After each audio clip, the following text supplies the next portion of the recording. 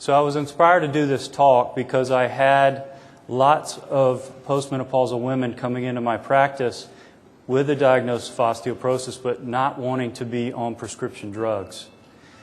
And I knew there was intriguing data out there about pulsed electromagnetic fields and bone health, including osteoporosis treatment and prevention.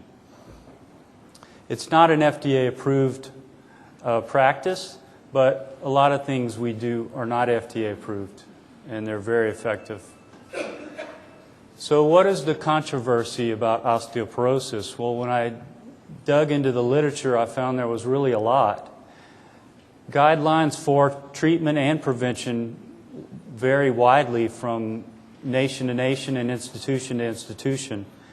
And then there's bone quality versus the concept of bone quantity.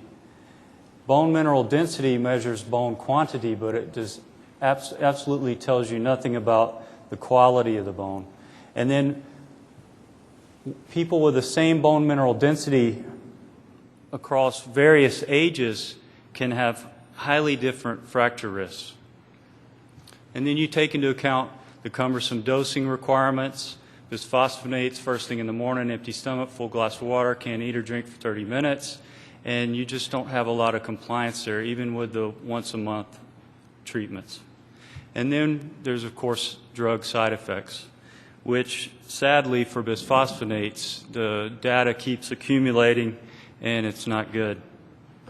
So what are the potential problems with bisphosphonates? Esophagitis, stricture.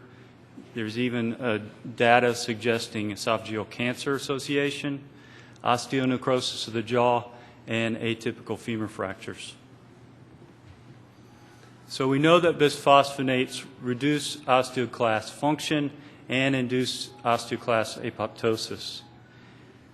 With people with atypical femur fractures, for some reason, it's taking it to the next level with them and creating pathologic bone. It's not in everyone that takes bisphosphonates, but it does occur.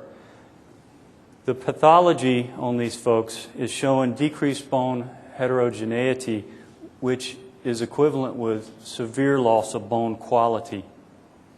And they've even shown that women with unilateral atypical femur fractures, if they biopsy the other femur, they'll find stress injury like cortical hypertrophy, which is just meaning it's about to happen in the other femur.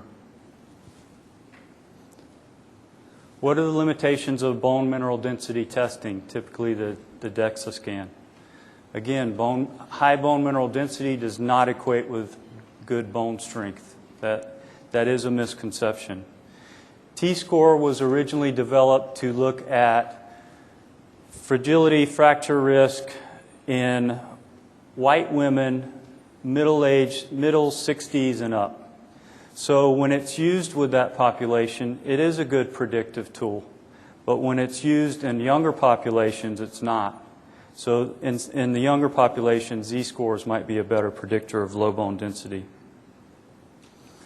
I wanted to point this out. This is a nice fracture risk tool developed by the World Health Organization. It allows you to enter the bone mineral density of the femoral neck for your patient, check off various risk factors that they have, and then give you an absolute fracture risk for the next 10 years. So it's nice to be able to use this information to discuss with your patients. So bone quality. This is where bone strength comes into play. It factors in cortical bone structure, the quality of the collagen, plus the rate of remodeling. Again, bone mineral density measures quantity. It does help you assess the fracture risk. It aids in the diagnosis of primary osteoporosis, but it does not measure bone quality. I know I keep hammering this home, but it really needs to be understood. So the living matrix of bone, it's kind of like coral. It requires a perfect balance of synthesis and degradation. Bone building by the osteoclast, resorption by the osteoclast. And then the osteoid matrix of bone, it's about 90% collagen, the majority of which is type 1. The degradation synthesis process creates these circulating peptides of type 1 collagen.